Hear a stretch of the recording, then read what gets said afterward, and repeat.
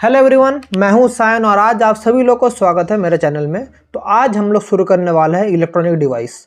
तो बहुत बच्चों का कुछ दिन से कमेंट आ रहा था, सर इलेक्ट्रॉनिक डिवाइस आप नहीं कराए, आपके भूल गए। नहीं, मैं कराऊंगा, लेकिन हमें ये सब पीपीटी रेडी करने में टाइम लगता है और मुझे कॉन्टिन्यूअस मेरा क्लासेस भी चल रहा था, इसलिए आप लोगों को मैं जब बोला हूँ एग्जाम को पहले सब कुछ कराऊंगा, तो मेरे ऊपर भरोसा रखिए, मैं सब कुछ कराऊंगा। लेकिन आप लोग को तो सिर्फ फिजिक्स नहीं है, बाकी सब्जेक्ट भी है, उसके ऊपर भी थोड़ा पढ़ाई कीजिए। मैं भी इसको रेडी करता हूँ क्योंकि आप लोगों को पता ही है कि हर एक चीज़ को रेडी करने में थोड़ा बहुत टाइम लगता है। तो चलिए ज़्यादा टाइम नहीं वेस्ट करके आज का क्लास शुरू करते हैं। तो आज हम लोग करेंगे electronic device full PYQ solution करेंगे। 2019 से 2025 में जितना क्वेश्चन आया है सब क्वेश्चन को हम लोग आज सॉल्व करेंगे। तो जल्दी कॉपी और पेन निकाल लीजिए और चलिए सॉल्व करते हैं। सो देखिए, यह है फर्स्ट क्वेश्चन।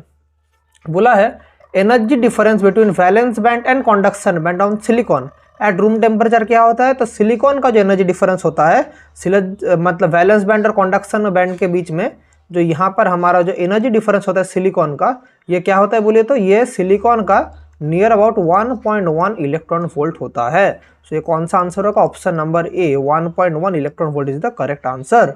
ठीक है, तो चलिए 2025 में ये वाला क्वेश्चन आया है। तो चलिए आगे बढ़ते हैं। What are the minority charge carrier of N type semiconductor. So N type semiconductor में जान के रखिए, एन टाइप में मेजॉरिटी चार्ज कैरियर होता है, मेजॉरिटी होता, ये माइनॉरिटी पूछा है लेकिन हम लोग दोनों ही करेंगे। तो मेजॉरिटी होता है इलेक्ट्रॉन्स, एन टाइप में मेजॉरिटी चार्ज कैरियर होता है इलेक्ट्रॉन्स, और माइनॉरिटी होता है होल्स। माइनॉरिटी होता है होल्स। तो एन टाइप में मेजॉरिटी होता है इलेक्ट्रॉन्स और माइनॉरिटी चार्ज कैरियर होता है होल्स। ठीक है, तो ये हमें जानना पड़ेगा। और अगर नहीं बोला है क्वेश्चन में लेकिन पी टाइप का भी जान लेते हैं, तो पी टाइप सेमीकंडक्टर में इसका ठीक उल्टा होता है। पी टाइप का मेजॉरिटी होता है हमारा क्या बोलिए तो पी टाइप का मेजॉरिटी होता है होल्स और माइनॉरिटी होता है क्या? और माइनॉरिटी होता है इलेक्ट्रॉन्स। तो पी टाइप का मेजॉरिटी होल्स और minority electron. Which temperature semiconductor acts an insulator.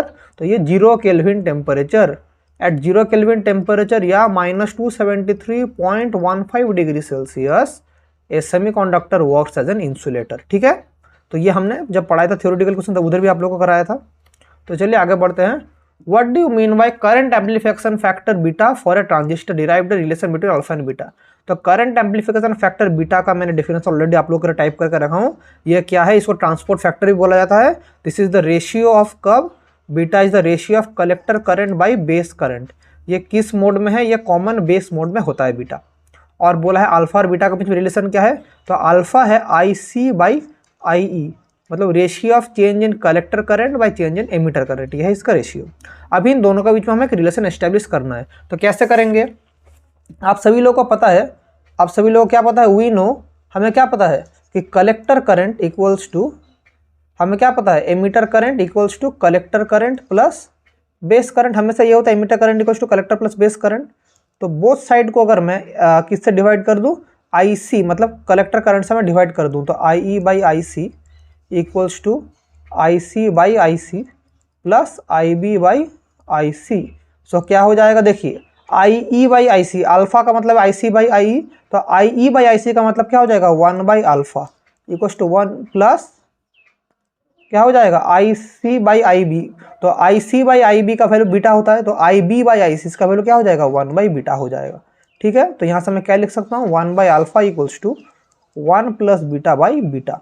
तो यहाँ से मेरा क्या रिलेशन आ गया कि alpha equals to beta plus beta, ये एक रिलेशन आ चुका है। अगर मैं अल्फा का टर्म में निकालता, अगर मुझे अल्फा का टर्म में बीटा का वैल्यू निकालना होता तो क्या होता? तो वो भी हम लोग निकाल सकते हैं। तो ये वाला हमारा हो गया। अभी यहीं से देखिए, यहीं से मैं अगर दूसरा चीज़ निकालता कि 1/बीटा का मतलब क्या है? 1/अल्फा माइनस 1, दैट इज 1 माइनस अल्फा/अल्फा। यहाँ से मैं लिख सकता था बीटा का वैल्यू क्या है? अल्फा/1 माइनस अल्फा। तो यहाँ से मेरा बीटा और अल्फा के बीच का भी रिलेशन आ चुका है। तो कुछ भी टाइप का रिलेशन को कैसे एस्टेब्लिश कर सकते हैं। सो बीटा और अल्फा दोनों का बीच में हमारे पास रिलेशन आ चुका है। तो चलिए आगे बढ़ते हैं। Draw the two logic symbol of a 2 input and gate and write is truth table. तो एंड गेट का मुझे सिंबल लिखना पड़ेगा, लॉजिक सिंबल। तो एंड गेट क्या है? एंड गेट दिखने में हमारा कुछ ऐसा होता है, this is a and gate, 2 input and gate. तो अगर ये भी 2025 में आया है, ये AB है, तो एंड गेट का आउटपुट है Y equals to AB, A dot B। तो ये है लॉजिक सिंबल। तो इसका ट्रूथ टेबल क्या होगा, सो देखिए इसका ट्रूथ टेबल क्या होगा, so A B Y equals to क्या है ए इंटू बी। सो 0 0 1 1 0 1 0 1। अगर 0 0 होता है तो 0 इंटू 0 0 होगा, 0 इंटू 1 भी 0, 1 इंटू 0 भी 0, 1 इंटू 1 क्या होगा 1 होगा। यह है ट्रूथ टेबल ऑफ किसका, this is the truth table of हमारा 2 इनपुट एंड गेट। ठीक है, तो चलिए आगे बढ़ते हैं। Draw the diagram for the arrangement of this gate using PN junction diode. मतलब ये जो हमने ट्रूथ टेबल बनाया एंड गेट का, ये एंड गेट हम लोग पीएन जंक्शन डायोड से कैसे बना सकते हैं। बहुत ही अच्छा क्वेश्चन है। तो कैसे करेंगे ये आप लोगों को मैंने जब पढ़ाया था उधर भी आप लोग कराया था, वेरी वेरी इंपॉर्टेंट क्वेश्चन। तो जान के रखिए कैसे करेंगे। तो यहाँ पर हमें पीएन जंक्शन डायोड को ऐसे रिवर्स बायस में कनेक्ट करना पड़ेगा। यहाँ पर एक डायोड है, यहाँ पर एक डायोड है, ऐसा करके रिवर्स बायस है। तो यहाँ पर हम लोग ऐसे करके कनेक्ट करेंगे। सो यहाँ पर हमारा ये इनपुट है, यहाँ पर एक आउटपुट है भी से, यहाँ पर सोचिए भी सी सी है, यहाँ पर ऐसा करके हमारा आउटपुट है। ठीक है, तो देखिए यहाँ पर दो तो हमारा डायोड है, यहाँ पर ए बी हमारा, यहाँ पर डायोड है D1, यहाँ पर एक डायोड है D2।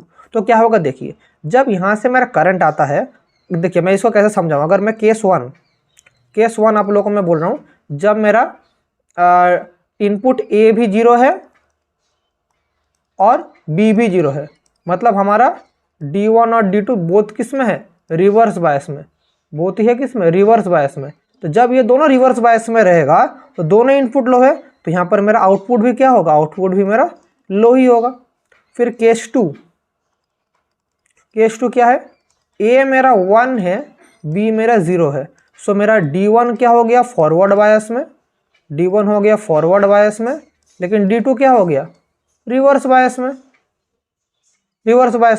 तो रिवर्स बायस में जब D2 हो गया, मतलब D2 रिवर्स बायस में मतलब क्या है, देखिए दोनों 0 है, तो D1 फॉरवर्ड बायस में जब होता तो D1 फॉरवर्ड बायस में होने से क्या होगा, यहाँ से करंट आके मेरा कहाँ से निकल जाएगा, यहाँ से D1 तो फॉरवर्ड बायस है, लेकिन यहाँ से करंट आके तो मेरा डायरेक्ट तो यहाँ से तो हमारा फॉरवर्ड बायस है, लेकिन यहाँ से आके तो बाहर ऐसे निकल जाएगा।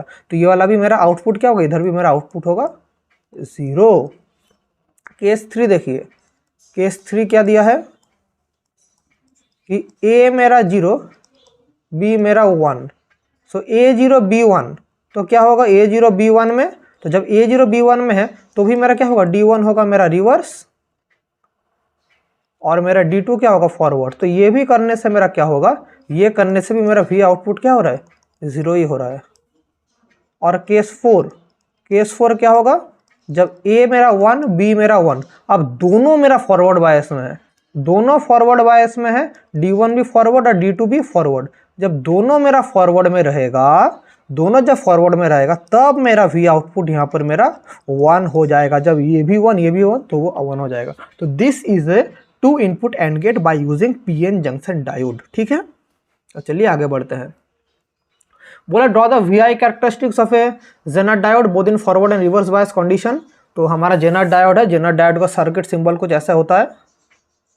सो ऐसा करके जेनर डायोड का सर्किट सिंबल होता है। तो जेनर डायोड का मैंने क्या कर दिया, IV कैरेक्टरिस्टिक्स, ये फॉरवर्ड का, ये रिवर्स करंट है, और ये जो पॉइंट है ब्रेकडाउन वोल्टेज, और ये क्या है, इसी को बोलते हैं जेनर वोल्टेज। इसी को क्या बोलते हैं हम लोग, इसी को बोलते हैं जेनर वोल्टेज। समझ पाए, तो this is the Zener voltage. तो चलिए आगे बढ़ते हैं। तो जेनर वोल्टेज हमने समझ लिया, तो चलिए अभी आगे बढ़ते हैं। VI कैरेक्टरिस्टिक जेनर डायोड का कुछ ऐसे होता है, और जेनर डायोड है कि ऐसा एक डायोड है जो रिवर्स बायस में काम करता है। State 1 use of Zener diode. तो जेनर डायोड किस में यूज होता है, Zener diode is used as a voltage regulator. तो Zener diode is used as a voltage regulator. ठीक है, तो Zener diode is used as a voltage regulator. तो चलिए आगे बढ़ते हैं। Draw the biasing circuit of IV and IV characteristics of illuminated photodiode. तो ये फोटोडायोड है। तो फोटोडायोड का हमारा ओरिजिनल स्ट्रक्चर ऐसा होता है, पीएन जंक्शन डायोड। जब भी लाइट आके गिरता है, तो लाइट आके जब भी गिरता है यहाँ से करंट फ्लो करना शुरू होता है, मतलब इलेक्ट्रॉन फ्लो करता है, तो इलेक्ट्रॉन फ्लो करने से हमारा करंट फ्लो करना शुरू होता है। इसलिए सर्किट सिंबल कुछ इस तरह का दिया है। लाइट आ रहा है इसलिए एरो ऐसा है, लाइट आ रहा है और हमारा करंट फ्लो कर रहा है। लेकिन करंट किस तरफ फ्लो करेगा, करंट फ्लो करेगा रिवर्स बायस में फ्लो करेगा। रिवर्स बायस में मतलब माइक्रो एम्पियर रेंज में करंट फ्लो करेगा। ऑलवेज। इसलिए फोटोडायोड का जो करंट को हम लोग बोलते हैं, क्या बोलते हैं, डार्क करंट बोलते हैं। इधर लिख के भी रखा हूँ मैं, और ये उसका characteristics, IV characteristics, very very important question है, इसको देख के जाना। पढ़ाने का टाइम में डिटेल्स में हम लोग इसको बोले थे। ठीक है, आगे बढ़ते हैं। चलिए, उसी के बाद जो भी आप लोग वही क्वेश्चन हम लोग देखे कि फोटोडायोड रिवर्स बायस में क्यों काम करता है। अभी यहाँ पर देखिए कि फोटोडायोड की रिवर्स बायस में करंट जनरेट कर रहा है, तो रिवर्स बायस में क्यों होता है, तो इसका मतलब है क्योंकि देखिए जब हमारा जब भी डार्क करंट में जब भी लाइट आके गिरता है, इलेक्ट्रॉन मूव करता है, तो हमारा जो फॉरवर्ड बायस का करंट है किसमें होता है बोलिए तो, फॉरवर्ड बायस का करंट हमेशा आता है जनरली, फॉरवर्ड बायस का रेंज है जनरली मिली एम्पियर में, और रिवर्स बायस का करंट आता है जनरली माइक्रो एम्पियर में। तो यहाँ पर जो फोटोडायोड में जो हमारा जो करंट निकलता है, ये फॉरवर्ड बायस में बहुत ही नेग्लिजिबल अमाउंट में निकलता है, क्योंकि मिली एम्पियर रेंज में नहीं निकलता है। लेकिन जब भी रिवर्स बायस में हमारा इलेक्ट्रॉन फ्लो करता है, जब भी करंट फ्लो करता है, तो क्या तो वो जो करंट है माइक्रो एम्पियर में होता है, इसलिए बहुत ही लार्ज अमाउंट में होता है, मतलब हम लोग मेजर कर पाएंगे, इसलिए मेजरेबल होता है। इसलिए हम लोग डार्क करंट में हमेशा या रिवर्स बायस में हमेशा ऑपरेट कराया जाता है, क्योंकि फॉरवर्ड बायस में जब मिली एम्पियर रेंज में हमें मिलेगा तो उसको हम लोग बहुत ही कम मिलेगा, बहुत ही नेग्लिजिबल, मतलब जीरो के आसपास मिलेगा, तो हम लोग उसको समझ नहीं पाएंगे। लेकिन जब भी रिवर्स बायस में हम लोग देखते हैं, तो रिवर्स बायस में क्या होगा, जो ऑपरेट करेगा, तो रिवर्स बायस में ऑपरेट करने से ये ज़्यादा नहीं घूमेगा, इसलिए वो माइक्रो एम्पियर रेंज में ही घूमेगा। ठीक है, तो चलिए आगे बढ़ते हैं।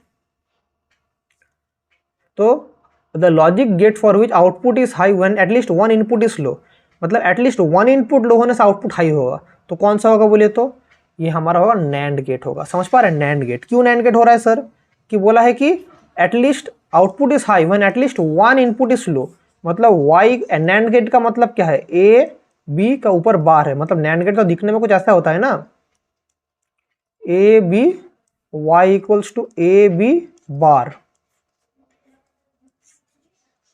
ए B Y equals to A B bar, तो क्या होगा 0 0 1 1, फिर 0 1 0 1, तो 0 0 होने से क्या होता है, 0 0 होने से तो 1 होता है, 0 1 होने से देखिए 0 1 होने से 0 होता है, लेकिन यहाँ पर बार है तो क्या होगा 1 1 0 1, और 1 1 क्या था 1, तो देखिए क्या बोला है, output is high when at least one input is low, तो वन इनपुट लो, यहाँ पर देखिए आउटपुट क्या हाई है, वन इनपुट लो देखिए आउटपुट क्या हाई है, तो देख पा रहे हैं ना, तो ऑलवेज नैंड गेट में ये होता है, तो ये वाला हमारा क्या हो जाएगा, ये वाला हमारा ऑप्शन होगा, NAND gate is the correct answer. तो चलिए आगे बढ़ते हैं। बोला है ट्रांजिस्टर में base is made thin and doped with little impurity, why, तो ट्रांजिस्टर में बेस क्यों थिन होता है, देखिए अगर मैं एनपीएन ट्रांजिस्टर और पीएनपी ट्रांजिस्टर दोनों का बात बोलूं, सो देखिए क्या होता है, यहां पर हमारा एन, इसको बोलते हैं एन पी एन ट्रांजिस्टर, और एक ट्रांजिस्टर मैं इधर बना रहा हूं, इसको बनाते हैं पीएनपी ट्रांजिस्टर, पीएनपी ट्रांजिस्टर।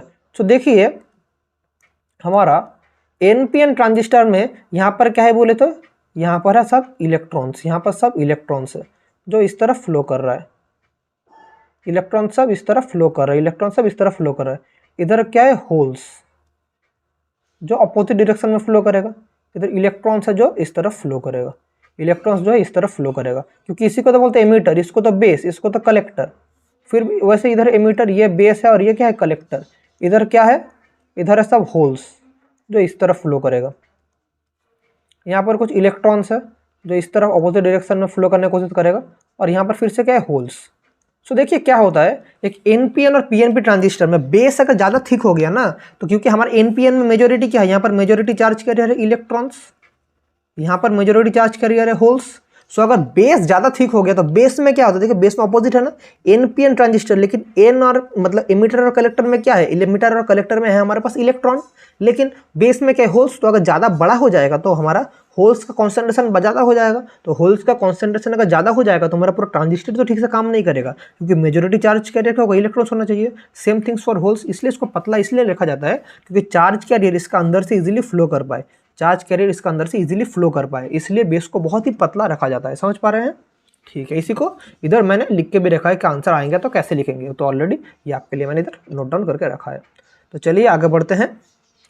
विच one use among common base और common emitter transistor amplifies why. मतलब ट्रांजिस्टर को तो हम लोग एम्पलीफायर की तरह यूज़ करते हैं, लेकिन हम लोग कॉमन एमिटर मोड यूज़ करेंगे, कॉमन बेस यूज़ करेंगे, ये क्वेश्चन ने पूछा है। तो आंसर होगा कॉमन एमिटर हमेशा यूज़ करेंगे एम्पलीफायर के लिए, कॉमन बेस को नहीं करेंगे, कॉमन एमिटर को करेंगे। तो क्यों होता है, तो मैंने यहाँ पर आप लोगों के लिए 4 पॉइंट मैंने लिख के रखा है, इसको देख लेना। क्योंकि बोला सबसे पहले जो रीज़न है कॉमन एमिटर में, सबसे पहला जो रीज़न है कॉमन एमिटर का जो रेजिस्टेंस है वो क्या है, इसका जो रेजिस्टेंस है कॉमन एमिटर का वो बहुत ही कम होता है, very much less in common, जो हमारा कॉमन बेस जो है RCB मोड से रेजिस्टेंस बहुत ही कम है। तो रेजिस्टेंस कम है मतलब हमारा क्या होगा, रेजिस्टेंस कम है का मतलब कि हमारा आउटपुट बहुत ही ज़्यादा होगा, इसलिए एम्पलीफायर इसलिए यूज़ होता है। फिर पावर गेन में जो होता है, मतलब हमारा कॉमन एमिटर का जो पावर गेन है उसको बोलते हैं अल्फा, और कॉमन बेस का जो है पावर गेन उसको बोलते हैं बीटा। तो अल्फा और बीटा हम लोग ऐसे करके देखेंगे, power emitter much higher than power emitter in amplifier. तो ये सब चीज़ें कुछ रीजन से इसके लिए यूज़ करता है। तो इसको हम लोग पूरा आप लोगों के लिए पूरा एकदम सिस्टमेटिक सजा के इधर लिख के रखा हूँ, आप लोग देख लेना।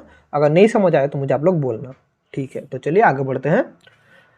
For extrinsic semiconductor indicate on energy band diagram the donor acceptor level. So हमारा एक्सट्रिंसिक सेमीकंडक्टर एनर्जी डोनर और एक्सेप्टर लेवल हमें समझना पड़ेगा। तो एक्सट्रिंसिक सेमीकंडक्टर क्या है, तो डोनर और एक्सेप्टर लेवल क्या है, the indicate on energy band diagram donor and acceptor level. तो यहाँ पर हमारा एनर्जी बैंड डायग्राम है, तो यहाँ पर ये तो देखिए यहाँ से यहाँ फ्लो कर रहा है, तो यहाँ पर हमारा एनर्जी बैंड डायग्राम इधर है, इसका एनर्जी बैंड डायग्राम इधर है। तो ये क्या है, एक्सट्रिंसिक सेमीकंडक्टर अलग अलग। यहाँ पर हमारा देखिए ऊपर ये डोनर लेवल है, ये एक्सेप्टर लेवल है। देखिए यहाँ पर मैंने आप लोगों के लिए मार्क करके रखा है, यह है डोनर लेवल, यह है एक्सेप्टर लेवल। इन सब चीज़ों को डायग्राम करके दिखाने बोला था, वो भी हम लोग देख लिया इधर, ठीक है। तो चलिए अभी आगे बढ़ते हैं। Briefly explain how diffusion and drift current contribute to the formation of potential barrier in a PN junction diode। So potential barrier कैसे होता है, तो डिफ्यूजन एंड ड्रिफ्ट करंट। तो देखिए यहाँ पर हमारा पी टाइप और एन टाइप है, तो पी टाइप से हमारा होल इस तरफ जाता है और एन टाइप से हमारा इलेक्ट्रॉन लेफ्ट साइड में आता है। तो क्या हो रहा है, यहाँ से कुछ होल्स इधर चल जाता है, यहाँ से एन टाइप से कुछ इलेक्ट्रॉन इधर चल जाता है। तो यहाँ से ऑपोजिट यहाँ पर देखिए, सो यहाँ से कुछ इलेक्ट्रॉन हमारा इधर चल जाता है। तो धीरे धीरे क्या हो रहा है, यहाँ पर कुछ ऐसा करके होल्स जनरेट हो जा रहा है, यहाँ पर ऐसा करके कुछ इलेक्ट्रॉन्स जनरेट हो जा रहा है। तो ये ऑपोजिट ओवरऑल, ये तो पी है या तो एन है, तो लेकिन यहाँ पर हमारा होल्स आ गया, यहाँ पर हमारा इलेक्ट्रॉन आ गया। तो इसलिए ये यहाँ पर ऑपोजिट चार्जेस आ जा रहा है ना, तो यही से धीरे धीरे हमारा एक पोटेंशियल बैरियर का जन्म होता है। तो ऐसे हमारा पोटेंशियल बैरियर क्रिएट होता है, समझ पा रहे हैं, वेरी गुड। तो चलिए अभी आगे बढ़ते हैं। What is light emitting diode, draw the circuit diagram of and explain action. तो डायोड क्या है, मतलब एलईडी क्या है, LED is a light emitting diode. मतलब जब भी इसके ऊपर लाइट मतलब करंट फ्लो करता है, यहाँ से फोटोन एमिट होता है। तो यहाँ से आप लोगों के लिए मैंने इसका डायोड का पूरा सर्किट सिंबल बनाया हूँ, और इसका ये सर्किट है, ये है इसका लॉजिक सिंबल, मतलब यहाँ पर क्या सर्किट है और यह है इसका लॉजिक सिंबल। तो क्या हो रहा है, देखिए करंट जा रहा है, करंट जाने के बाद पी एन जंक्शन डायोड है। तो पी से जो हमारा होल्स है, पी से होल्स धीरे धीरे क्या हो रहा है, होल्स और इलेक्ट्रॉन धीरे धीरे कॉम्बाइन हो रहा है। तो कॉम्बाइन होने के बाद क्या हो रहा है, धीरे धीरे यहाँ से फोटोन एमिट होना शुरू हो जा रहा है। तो यही है पूरा पी एन जंक्शन डायोड। और इसका हमें एक्शन क्या है, तो इसका एक्शन हमें पूरा इधर मैंने आप लोगों को लिख के रखा हूँ कि यहाँ पर इसका वर्किंग प्रिंसिपल क्या है, इसका जो एक्शन है, इसका आंसर आप लोग के लिए मैं पूरा सिस्टमेटिक लिख के रखा हूँ। अगर एग्जाम में आएगा तो ऐसे अगर लिख देंगे तो हम लोग आपको लोगों को फुल नंबर मिलेगा। तो बोला है draw the circuit diagram for biasing it and explain it's action. तो ये है हमारा सर्किट डायग्राम, ये है हमारा सर्किट डायग्राम, ये है हमारा सिंबल, एलईडी का सिंबल, और यहाँ पर है हमारा एक्शन। इसको अगर लिख देंगे अच्छा से एग्जाम में, इसके बाहर आप कुछ भी लिखने का जरूरत है, ये लिख देंगे आप लोग को फुल नंबर मिलेगा, ठीक है। तो चलिए आगे बढ़ते हैं। Draw the logic symbol of OR gate. तो ऑर गेट का लॉजिक सिंबल क्या है, सो ऑर गेट कुछ ऐसा दिखने में होता है, A B Y equals to A plus B. तो इसका लॉजिक सिंबल कैसे, मतलब लॉजिक सिंबल हो गया। अब इसका ट्रूथ टेबल क्या होगा, so A B Y equals to A plus B. So 0 0 1 1 0 1 0 1। तो इसका लॉजिक सिंबल तो हो गया। तो ट्रूथ टेबल क्या होगा, 0 0 0 प्लस 0 0 0 प्लस 1 1 1 प्लस 0 1 1 1 क्या होगा 1, ठीक है। तो ये हमारा ऐसे करके हमने देख लिया।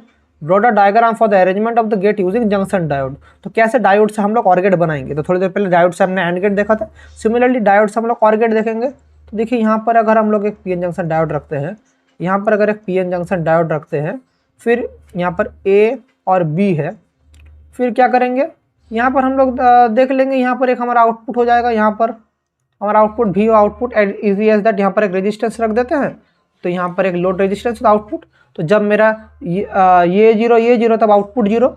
यही हमारा डायोड का ये है, जब मेरा ए जीरो है बी जीरो है तो दोनों ही मेरा क्या है जीरो है, तो आउटपुट भी मेरा क्या होगा जीरो होगा।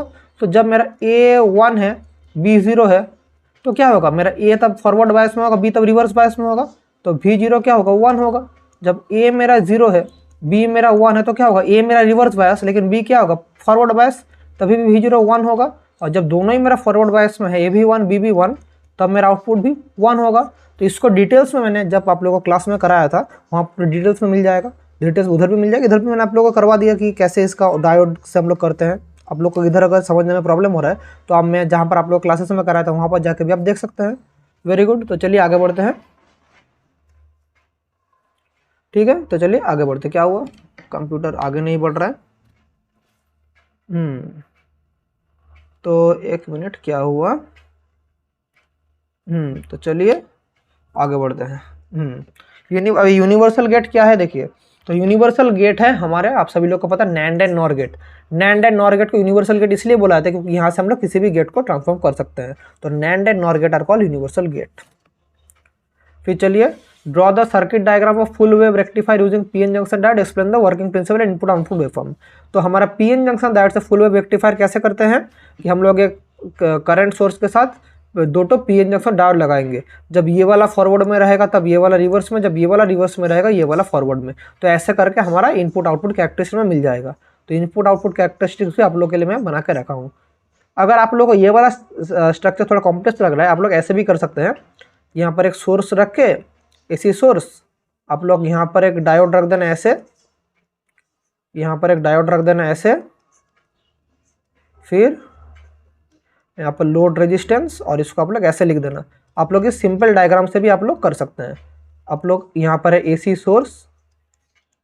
सोर्स, यहाँ पर डायोड है D1, यहाँ पर डायोड है D2। अगर ये वाला डायग्राम कर पाएंगे तो वेरी गुड, अगर ये वाला नहीं कर पाए तो ये वाला नीचे वाला जो मैंने सिंपल डायग्राम कर दिया इसको करने से भी आप लोगों को फुल नंबर मिलेगा, नो प्रॉब्लम।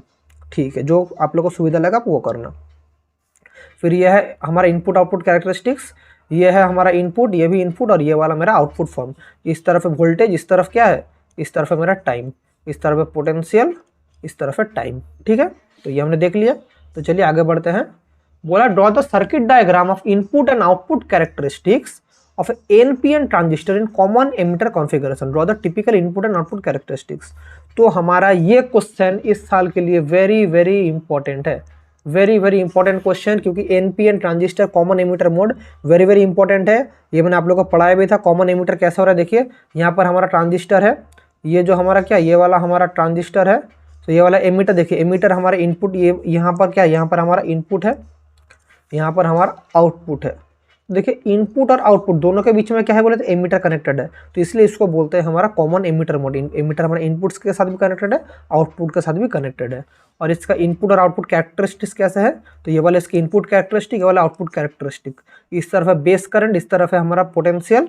बेस करंट हमारा इसको लिखिए मिली एम्पियर में, ये वाला मेरा किस में, वोल्ट में है। सो ये हमारा ऐसे करके निकल रहा है, समझ पा रहे हैं। तो ये हमारा कुछ इस तरह से करंट हमारा निकल रहा है कि यहाँ पर हमारा इनपुट कैरेक्टरिस्टिक्स, ये हमारा आउटपुट कैरेक्टरिस्टिक्स। इसको बोलते हैं सैचुरेशन रीजन, इसको बोलते हैं कट ऑफ रीजन। ठीक है, और यहाँ पर जो पार्ट है मतलब सैचुरेशन रीजन किसको बोले, यहाँ पर अगर मैं डॉटेड लाइन एक ड्रॉ करूँ तो ये रीजन है सैचुरेशन रीजन, यहाँ का जो रीजन इसको बोलते हैं एक्टिव रीजन। तो ये है output characteristics, very very important इस बार एग्जाम के लिए, वेरी वेरी इंपॉर्टेंट, मैं स्टार मार्क करके रख रहा हूँ। तो चलिए आगे बढ़ते हैं। Circuit diagram explain the use of Zener diode as a voltage stabiliser. तो जेनर डायोड को कैसे वोल्टेज स्टेबिलाईजर के साथ यूज करेंगे।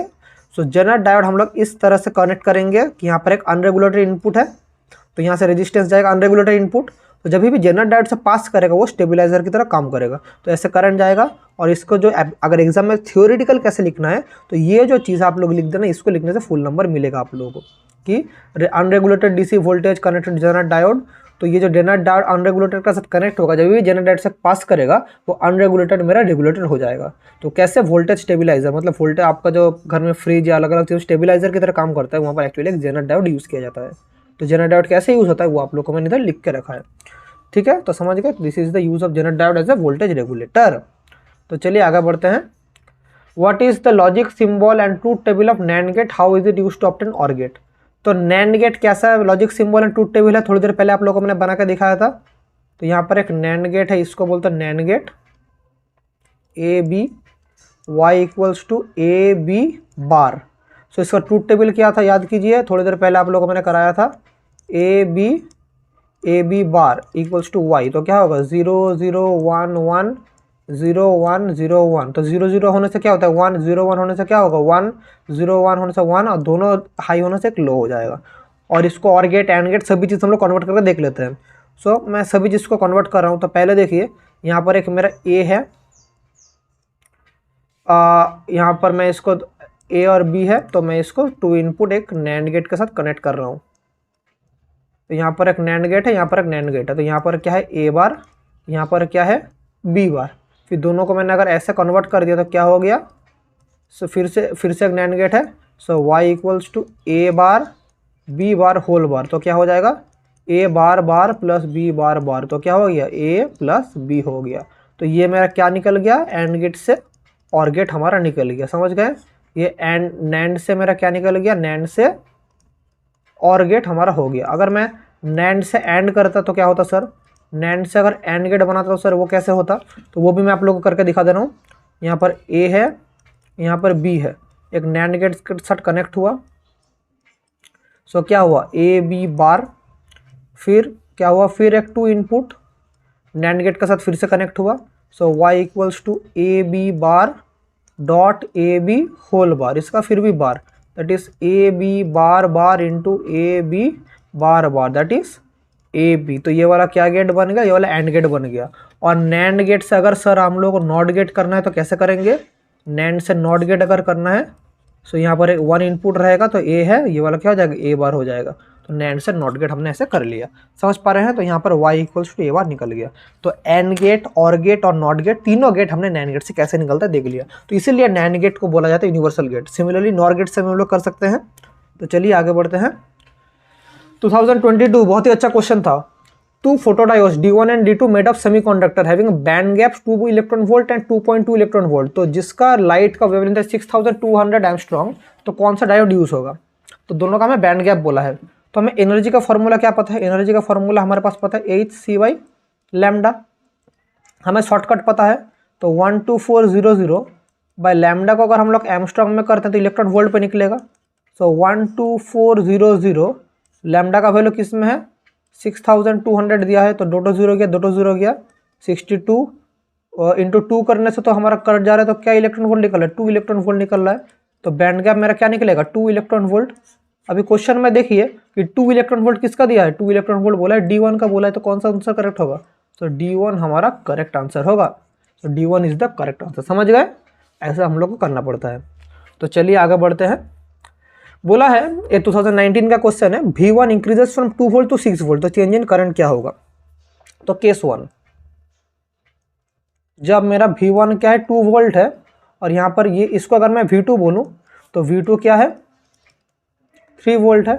सो ये वाला क्या बायस हो जाएगा, ये वाला हमारा रिवर्स बायस हो जाएगा।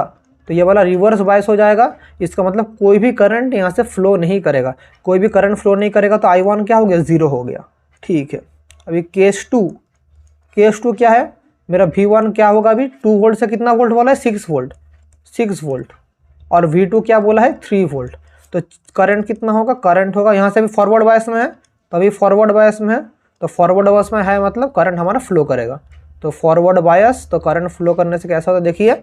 सो I2 क्या हो जाएगा 6 - 3 बाई रेजिस्टेंस कितना है 150, that is 3 by 150 ampere, that is 3 × 5 = 15, 50 1 by 50 ampere. इसको अगर मिली एम्पियर में करते हैं तो क्या होगा 1000 बाई 50 मिली एम्पियर, 0 0 गया 5 × 20 दैट इज 20 मिली एम्पियर। तो मेरा चेंज इन करंट कितना होगा I2 - I1 that is 20 - 0 that is 20 milli ampere. तो चेंज इन करंट मेरा कितना निकल गया 20 मिली एम्पियर मेरा चेंज इन करंट निकल गया। तो this is the change in current 20 milli ampere, समझ पा रहे हैं, ठीक है। तो चलिए आगे बढ़ते हैं। Draw the VI characteristics curve forward and reverse bias of a PN junction diode. So हमारा जो PN जंक्शन डायोड है उसका फॉरवर्ड और रिवर्स बायस कैरेक्टरिस्टिक कुछ इस तरह से होता है। PN जंक्शन डायोड को अगर हम लोग एक बैटरी के साथ कनेक्ट करते हैं तो ये कुछ इस तरह से कनेक्ट होता है, ये इस तरह का हमारा आउटपुट शो करता है। ये वाला क्या ये है, ये वाला है फॉरवर्ड बायस, ये वाला है फॉरवर्ड बायस। और रिवर्स बायस कब होगा सर? जब इसको उल्टा डायरेक्शन में हम लोग कनेक्ट कर दें। सो ये वाला हो जाएगा क्या, ये वाला हो जाएगा हमारा रिवर्स बायस। ठीक है, नेगेटिव पॉजिटिव हमारा उलट गया, तो ये वाला कौन सा बायस हो गया, ये वाला हमारा रिवर्स बायस हो गया। ठीक है, तो चलिए अभी आगे बढ़ते हैं। What are the majority and minority charge carried in P type semiconductor? तो P टाइप सेमीकंडक्टर थोड़ी देर पहले आप लोगों को मैंने बोला था, P टाइप में मेजॉरिटी होता है क्या, मेजॉरिटी होता है होल्स, और माइनॉरिटी क्या होता है, और माइनॉरिटी होता है इलेक्ट्रॉन्स। और true symbol and truth table of OR gate already solve, थोड़ी देर पहले आप लोगों को मैंने ये करवाया था। ऑर्गेट का थोड़ी देर पहले पेज टर्न करना आप लोग को मिल जाएगा, थोड़ी देर पहले आप लोग को मैंने करवाया था इसको। फिर बोला है कन्वर्ट 10011 टू डेसिमल इक्विवेलेंट, मतलब हमारे पास 10011 इसको मुझे करना पड़ेगा डेसिमल में। तो कैसे करेंगे, सबसे पहले इसको गैप से लिख दीजिए 10011, सबके साथ 2 मल्टीप्लाई कीजिए इंटू 2 इंटू 2 इंटू 2 इंटू 2। याद कीजिए आप लोगों को मैंने कैसे सिखाया था, प्लस प्लस प्लस प्लस ऐसे। फिर लेफ्ट साइड से शुरू किए, to the power 0, to the power 1, to the power 2, to the power 3, to the power 4। तो क्या हो जाएगा, टू द पावर 4 मतलब 16, 0 है मतलब 0, 0 है मतलब 0, टू द पावर 1 मतलब 2, टू द पावर 0 मतलब 1। तो क्या हो गया 16 × 18 + 1 19। तो मेरा फाइनल आंसर क्या निकल गया 19। तो डेसिमल इक्विवेलेंट आंसर क्या है 19। तो इसको जब कन्वर्ट करेंगे तो आंसर क्या हो गया, इसका आंसर हो गया 19। तो चलिए आगे बढ़ते हैं। What is solar cell? तो सोलर सेल एक मतलब हमारा जो सोलर पैनल जिसको बोलते हैं उसी को सोलर सेल। तो जब भी लाइट आके गिरता है तब यहाँ से क्या होता है, यहाँ से हमारा करंट फ्लो करना शुरू होता है। और इसी के साथ इसका जो VI कैरेक्टरिस्टिक्स है, तो ये है हमारा VI कैरेक्टरिस्टिक, इस तरफ है मेरा वोल्टेज, इस तरफ है मेरा करंट। VI कैरेक्टरिस्टिक कुछ इस तरह होता है इसका, वेरी वेरी इंपॉर्टेंट है इस साल वाले एग्जाम के लिए। और एक क्वेश्चन था कि ये वेरी वेरी इंपॉर्टेंट क्वेश्चन है कि सिलिकॉन एंड गैलियम आर्सेनाइड क्यों प्रेफर किया जाता है सोलर सेल के लिए? तो इसलिए किया जाता है क्योंकि हमारा जो सोलर सेल में मैक्सिमम रेडिएशन होता है वो 1.5 इलेक्ट्रॉन वोल्ट के आसपास होता है, और सिलिकॉन और जर्मेनियम मतलब गैलियम आर्सेनाइड का जो हमारा बैंड गैप है वो इसके आसपास है 1.1 1.53, इसलिए ये दोनों very preferable for solar cell. ये आप लोग को मैंने लिखा है, अगर एग्जाम में आएगा तो ये लिखेंगे तो फुल नंबर आपको मिल जाएगा। ठीक है, तो चलिए आगे बढ़ते हैं। इसके बाद वाला क्वेश्चन है व्हाट इज ट्रांजिस्टर? ट्रांजिस्टर क्या है? तो ट्रांजिस्टर क्या है, 3 टर्मिनल डिवाइस है। हमारे पास 3 NPN या PNP 2 तरह का ट्रांजिस्टर होता है। सो जब हमारा दोनों N के बीच में P को सैंडविच किया जाता है तब हो जाएगा हमारा क्या, NPN ट्रांजिस्टर। मतलब कुछ ऐसे दोनों N के बीच में जब एक P को हम लोग सैंडविच करते हैं NPN, तब ये NPN ट्रांजिस्टर हो जाएगा। और जब दोनों P के बीच में एक N को सैंडविच करते हैं तो हो जाएगा PNP ट्रांजिस्टर। इसका सर लॉजिक सिंबल कैसा है? तो ट्रांजिस्टर 3 टर्मिनल डिवाइस है, इसको बोला जाता है एमिटर, इसको बोला जाता है बेस, इसको बोला जाता है कलेक्टर। तो NPN ट्रांजिस्टर कुछ इस तरह से होता है, यह है एमिटर, बेस, कलेक्टर। और PNP ट्रांजिस्टर का सर्किट सिंबल क्या है, यह एमिटर, बेस, कलेक्टर, और PNP का सर्किट सिंबल है अंदर की तरफ। तो ये NPN है, ये क्या है, यह है PNP। ठीक है, तो चलिए आगे बढ़ते हैं। बोला है NPN ट्रांजिस्टर को हम लोग एम्पलीफायर की तरह कैसे काम करेंगे, तो इसको पूरा सर्किट डायग्राम के साथ दिखाना है। तो ये पूरा सर्किट डायग्राम है, तो हम लोग इसको क्या कैसे करते हैं एम्पलीफायर की तरह, ये भी 2019 में आया था क्वेश्चन। तो कैसे करते हैं सर्किट, इसका हमें पूरा इसके नीचे लिखा है, और ये पूरा इसका मैथमेटिकल कैलकुलेशन है। मैंने जब आप लोगों को पढ़ाया था क्लास में पूरा इस चीज़ को समझाया था, इधर मैं फिर से डिटेल्स में इसलिए आप लोग लिख के रखा हूँ इधर, लेकिन मैं समझा नहीं रहा हूँ कि ऑलरेडी मैंने पढ़ा चुका हूँ। अगर एग्जाम में आएगा तो आप लोग ऐसे करके फुल दिखा देना है, पूरा जो लिखा हूँ। ये लिखने के बाद ये जो हमारा आउटपुट निकलता है, तो this is our required output, ये आउटपुट हमारा निकलता है, और ये हम लोग इसको ऐसे लिख सकते हैं। ठीक है, तो देखिए, तो ये भी वेरी वेरी इंपॉर्टेंट क्वेश्चन इस बार के लिए, इसको देख लीजिए। सर्किट सिंबल और इसका जो राइटिंग लिखना है वो कुछ इस तरह से लिखना है, ठीक है। तो ठीक है, अभी आप लोगों के लिए जैसे हर एक क्लास के एंड में मैं बोलता हूँ कि ये सब आप लोग क्लास नोट में प्रोवाइड करूँगा, तो आप लोग को आज का जो क्लास नोट है वो कहाँ मिलेगा, इसी वीडियो का डिस्क्रिप्शन में जो लिंक रहेगा वहाँ से क्लिक करके आप लोग ये जो पूरा क्लास का PDF है डाउनलोड कर सकते हैं। लेकिन सब कुछ इतना आसान नहीं है। आप लोग जो यहाँ तक पहुँचे हैं, जो सीरियस बच्चे हैं, जो इनका अटेंशन स्पैम अच्छा था, वही सिर्फ आंसर्स को मिलेगा। तो उन लोग के लिए मैं आंसर रेडी करूँगा, लेकिन वो आंसर क्या है कि आज का जो आप लोगों का जब मिलेगा उसका जो PDF है, उसका जो पासवर्ड है, उसका पासवर्ड क्या होगा, उसका पासवर्ड है इलेक्ट्रॉनिक्स 2026, बिना किसी गैप के। ये वाला आज का पासवर्ड है, बिना किसी गैप और बिना किसी स्पेस का। सब लिखेंगे कैपिटल कैप्स में लिखेंगे, सब कुछ कैपिटल में, इलेक्ट्रॉनिक्स 2026, बिना किसी गैप का, बिना किसी स्पेस का, बिना किसी डॉट का, बिना किसी सिंबल का, सब कैपिटल लेटर रहेगा। ये है, समझ गए। तो यहाँ तक जो लोग पहुँचे हैं उन लोग नोट्स इजीली एक्सेस कर पाएंगे, ठीक है। तो आज का क्लास यहाँ पर एंड करते हैं। तो कैसा लगा आज का क्लास कमेंट करके बोलना। अगर आप लोगों को क्लास में कुछ सीखने को मिला, आज का क्लास आपका हेल्प हुआ, तो प्लीज़ अपना कमेंट में मुझे बोलना, आपका वैल्यूएबल फीडबैक मुझे देना। और आप लोग भी आगे कौन से टॉपिक के ऊपर क्लासेस चाहते हैं वो भी कमेंट करके इस क्लास के नीचे लिखना। और कैसा प्रिपरेशन चल रहा है, कैसा पढ़ाई चल रहा है, वो भी आप लोग नीचे मुझे आपको शेयर कर सकते हैं मेरे साथ, ठीक है। तब तक के लिए आज का क्लास यहीं तक रखते हैं। आप सभी लोगों को बेस्ट विशेस और थैंक यू।